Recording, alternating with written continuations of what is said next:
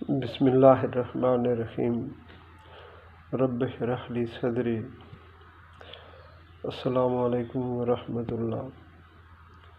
میرے پیارو، اس زمین پر سب سے بہترین جگہیں مساجد ہیں، اور اللہ سبحانہ و تعالیٰ نے ہمیں ایک دن میں 5 مرتبہ مسجد جانے کا حکم فرمایا ہے۔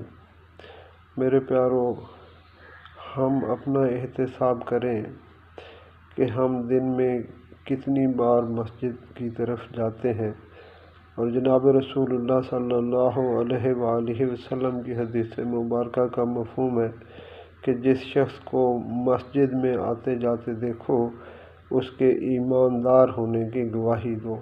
اللہ سبحانہ و تعالی ہمیں مسجد سے تعلق نصیب فرمائے۔ آمین آمین آمین۔